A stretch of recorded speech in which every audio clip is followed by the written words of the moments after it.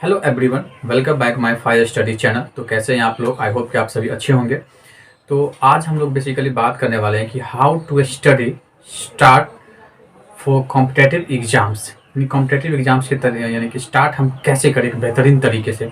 जब आप 12th कर लिए होंगे या फिर ग्रेजुएशन कर लिए होंगे तो आप कॉम्पिटेटिव एग्जाम की तैयारी करने के बारे में सोच रहे होंगे, पर आपको समझ में नहीं आ रहा होगा कि कैसे स्टार्ट करें, क्या करें। तो अगर आप यही सोच करके इस वीडियो पे आए हैं तो दिल खोल के आपका स्वागत है। इस वीडियो को आप शुरू से लेकर लास्ट तक जरूर देखें। बिल्कुल आपको वन बाय वन करके मैं बताऊंगा कि किस तरह से आपको एक बेहतरीन अप्रोच के साथ स्टार्ट करना है, जिससे कि आप कम समय में अच्छा जगह पे पहुंच सके। तो आइए बिना समय गवाए हुए इस टॉपिक में हम एक एक करके शुरू करते हैं। इस वीडियो को हम 7 पार्ट में डिवाइड करके रखा है। एक एक पार्ट को आपको बहुत ही बारीकी से सुनना है, फिर उसी अप्रोच पे आपको काम करना है। तो आइए शुरू करते हैं। Step number 1, make a time table. आपको एक बेहतरीन टाइम टेबल बनाना है। मैं तो ये बिल्कुल नहीं कहूँगा कि आप 18 से 20 घंटे का टाइम टेबल बनाओ, क्योंकि ये संभव नहीं हो पाता है। अगर आप कर भी लेंगे तो आप बस वही 2 से 4-5 दिन कर पाएंगे, उससे ज़्यादा आप नहीं कर पाएंगे। तो आपको एक ऐसा रूटीन सेट करना है, टाइम टेबल सेटिंग करना है, जिसमें कि आपको 6 से 7 घंटा का टाइम होना ही चाहिए। अगर आप इससे ज़्यादा पढ़ पाते हैं तो बेहतरीन अच्छी बात है, इसमें कोई दिक्कत नहीं है। लेकिन मैं ये कहूँगा किसी दिन जैसे मान लीजिए आपके पास 10 घंटा टाइम है, तो आपने 10 घंटा पढ़ लिया। हो सकता है कि उसके अगले दिन आपको कोई काम हो गया हो तो आप उस दिन कम पढ़ पाए। तो ऑल एन एवरेज आपको 6 से 7 घंटे का कोई एक रूटीन सेट करना है। एक दिन में कोशिश करेंगे कि आप 2 सब्जेक्ट को ही पढ़ें, 2 से ज़्यादा सब्जेक्ट को ना पढ़ें, क्योंकि आपका भी दिमाग है, कोई कंप्यूटर नहीं कि उसमें जितना भी डालते जाए वो उस इंस्टॉलेशन लेते जाए। ऐसा बिल्कुल नहीं होने वाला। एक दिन में आप कोशिश करें 2 टॉपिक को पढ़ें, अगले दिन फिर 2 टॉपिक को इंक्लूड कर सकते हैं। तो इस तरह से आप अपना एक बेहतरीन टाइम टेबल बनाएंगे। स्टेप नंबर 2, आप एग्जाम एनालिसिस करेंगे। एग्जाम का एनालिसिस करेंगे यानी कि एनालाइज कॉमन एग्जाम सिलेबस को एनालिसिस करेंगे आप। उसमें क्या, जैसे कि एसएससी हो गया, बैंकिंग हो गया, रेलवे हो गया, डिफेंस का जो भी एग्ज़ाम होता है, इस सारे एग्ज़ाम को आप एनालिसिस करेंगे, क्योंकि इस सारे एग्ज़ाम में ना लगभग सिलेबस सेम होते हैं, है ना। सारे एग्जाम में सिलेबस सेम होते हैं।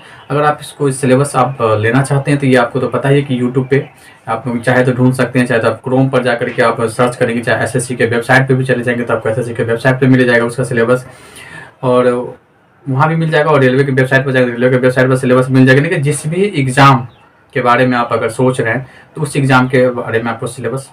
स्टेप नंबर 3, आपके पास एक बेहतरीन बुक होना चाहिए। यानी कि शुरुआत में क्या करते हैं, जब बच्चे तैयारी करने आते हैं तो उनको एक बुक का ही नहीं पता होता। जाहिर सी बात है, जब आप एक अच्छे बुक की पहचान नहीं होगी तो आप प्रिपरेशन को आगे अच्छे ढंग तक कैसे ले जा सकते हैं। तो आपके पास कॉमन जो बुक होना चाहिए, अगर मैं जीके का बात कर लूँ तो जीके का एक लुसेंट होना चाहिए। उसका लुसेंट का एक ऑब्जेक्टिव आता है जो वो होना चाहिए। अगर मैं मैथ का बात कर लूँ तो आप एक बिगिनर स्टूडेंट हैं, आपके पास RS अग्रवाल का जो मोटी वाली बुक आती है वो होनी चाहिए। अगर आप वो कंप्लीट कर पाते हैं फिर आप दूसरे बुक को परचेज करेंगे। अगर मैं रीजनिंग का बात करूँ तो रीजनिंग के लिए आप पीयूष वारसानी सर का एक बेहतरीन बुक आता है, वो आप ले सकते हैं। बेसिक से भी उसमें दिया गया है, और थोड़ा सा और अच्छे लेवल का अगर बात किया जाए तो दीपक कुमार की भी रीजनिंग आती है, जो मैंने भी सॉल्व किया है। तो आप दीपक कुमार की भी रीजनिंग ले सकते हैं। अगर मैं इंग्लिश का बात करूँ तो इंग्लिश के लिए नीतू मैम का जो बुक आता है बहुत अच्छा आता है, और मिरर ऑफ का जो बुक सब आता है वो सभी काफ़ी अच्छी बुक होती है। तो इंग्लिश के लिए मैं ये बुक आपको सजेस्ट करूँगा। तो ओवरऑल आप देख सकते हैं कि इसमें से जो भी बुक आपको पसंद है वो बुक आप ले सकते हैं। बिगनर्स के लिए बहुत अच्छी बुक्स सब ये सब। अगर मैं जैसे पीयूष वारसानी रीजनिंग के लिए बात किया हूँ तो उनका बैच भी मिलता है, ऑनलाइन बैच मिल जाएगा आपको कैरियर बिल पे, वहाँ से भी आप उनका बैच लेकर के पढ़ाई कर सकते हैं। और उनका बुक भी अगर मार्केट में मिल जाता है तो अच्छी बात है, या नहीं तो आप ऑनलाइन मंगा सकते हैं। हालाँकि सारे बुक ऑनलाइन मिल जाते हैं। स्टेप नंबर 4, एग्ज़ाम का प्रीवियस ईयर क्वेश्चन पेपर आपको उठा के लाना है और उसको बनाना है।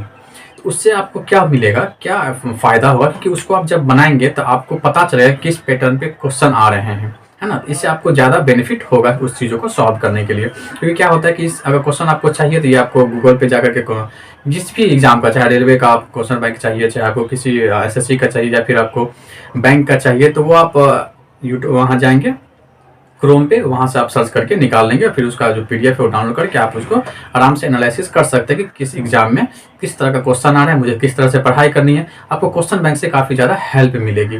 तो आप जाके क्रोम पे वहाँ से डाउनलोड कर सकते हैं question. Step number 5, study topic wise complete करें। यानी कि कोई एक टॉपिक को आप कंटिन्यू 2 से 3 घंटा पढ़ेंगे, उससे ज़्यादा आप नहीं पढ़िएगा, ठीक है। क्योंकि उसके बाद क्या होता है कि दिमाग काम करना बंद कर देता है 2-3 घंटे के बाद। तो फिर आपको प्रॉपर 10 से 15 मिनट का रेस्ट लेना है, फिर आपको कोई नए टॉपिक को शुरुआत करना है, यानी नए सब्जेक्ट को पढ़ाई करना है। एक और बात, अगर आप कोई टॉपिक को पढ़ रहे हैं तो ऐसा नहीं कि लूसेंट उठाए और इस बार से उस पर ख़त्म कर दिए, ऐसा बिल्कुल नहीं करना है। जैसे आपने अगर कोई हिस्ट्री पढ़ना शुरू किया है तो हिस्ट्री के कुछ मेजर टॉपिक है, आप उसको ख़त्म करें 2 घंटे में, हो गया। फिर उसका ज्योग्राफी का अगर पढ़ना है अगले घंटा, तो फिर उसको ज्योग्राफी को खत्म करें। ऐसा नहीं कि एकदम से पढ़ते चला जाना है एकदम से फालतू को, जैसे इसका कोई मतलब नहीं है। अगर मैथ ही आप पढ़ रहे हैं तो मैथ में मान लीजिए परसेंटेज आपने पढ़ना शुरू किया, तो परसेंटेज जब तक खत्म नहीं हो जाता तब तक कोई अदर टॉपिक आप शुरू नहीं करेंगे। ये हमेशा ध्यान रखेंगे। जैसे रीजनिंग का ही कोई टॉपिक अगर आप मान लीजिए कोडिंग डिकोडिंग पढ़ रहे हैं, तो ऐसा नहीं कोडिंग डिकोडिंग पे फिर अल्फाबेट जाकर के पढ़ने लगे, तो ऐसा बिल्कुल नहीं करना है। इन चीज़ों से बचना है, क्योंकि ऐसे में क्या होगा कि आप बहुत ज़्यादा कन्फ्यूज होंगे, आपको कुछ समझ में भी नहीं आएगा, क्योंकि आपका माइंड है वो सही से तभी काम करेगा जब उस पर एक तरह का मैसेज उसको दीजिएगा। बार बार तरह का अगर कुछ भी ला कर दीजिएगा तो वो फिर एडजस्ट नहीं कर पाता, आपको बिल्कुल भी समझ में नहीं आएगा। तो फर्स्ट ऑफ ऑल आपको इस बात का बिल्कुल ही ध्यान रखना है कि एक बार में एक टॉपिक को ही पढ़ना है और कम से कम 1.5 से 2 से 3 घंटा ही पढ़ना है, इससे ज़्यादा नहीं पढ़ना है। फिर आपको प्रॉपर 10 मिनट का रेस्ट लेना है, फिर एक नए टॉपिक को पढ़ना। स्टेप नंबर 6 है आपको मैक का नोट्स। जब आप पढ़ाई कर रहे होंगे तो आपको उसमें दिक्कतें आएंगी, और कुछ ऐसे दिक्कतें आएंगी जो कि आप बार बार भूलेंगे। तो बार बार भूलने का एक क्या सोल्यूशन हो सकता है, उसके लिए आप एक प्रॉपर नोट बनाएंगे। उस नोट में आप वही प्रॉब्लम लिखेंगे जो आपको बार बार दिक्कत कर रही है। इससे आपको क्या होगा कि जब आपका एग्जाम नज़दीक आएगा तो आप जितना आप पढ़े हैं उस सारे को एक साथ तो रिवीजन नहीं कर सकते हैं, लेकिन आपका जो नोट होगा पतला सा उसको आप इजीली रिवीजन कर सकते हैं एक आध दिन में। जैसे मान लीजिए कल आपका एग्जाम है, अगर आपको वो सारी प्रॉब्लम वाले क्वेश्चन से रिवीजन करने, तो आप कैसे रिवीजन करेंगे? सारा का सारा बुक उठाकर तो रिवीजन नहीं कर पाएंगे। तो इस यहाँ पे नोट बनाना बहुत जरूरी हो जाए, चाहे वो जीके का हो, चाहे वो साइंस का हो, चाहे वो मैथ का हो, चाहे वो रीजनिंग का हो। जो मेजर टॉपिक है जिसमें आपको ज़्यादा प्रॉब्लम करती है, उस सारे टॉपिक को आपको नोट्स बनाना बहुत ज़्यादा जरूरी है। तो नोट्स आपको रहेगा तो एग्जाम टाइम में बहुत ज़्यादा हेल्पफुल होने वाला है। तो मैं का नोट।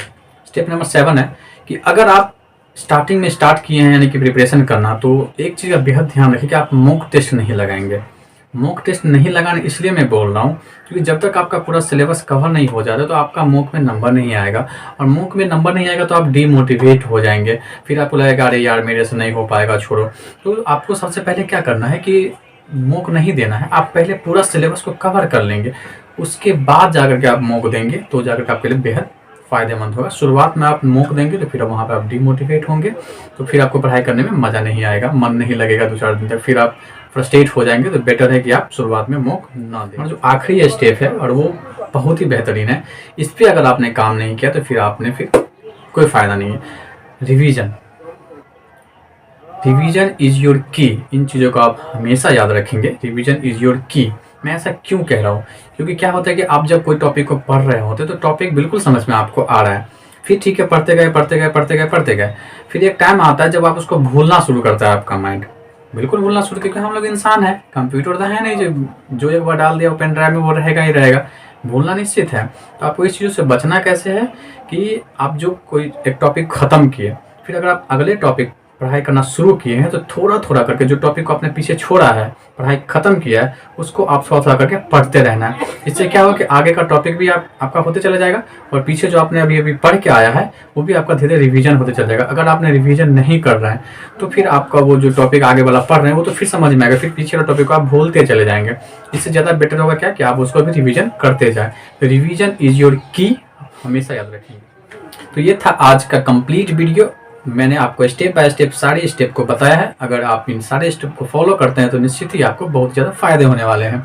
तो चलिए आज के लिए इतना ही। अगर आपको ये वीडियो पसंद आई हो तो वीडियो को लाइक जरूर करें, और आपने अभी तक मेरे चैनल को सब्सक्राइब नहीं किया तो चैनल को सब्सक्राइब भी जरूर करें।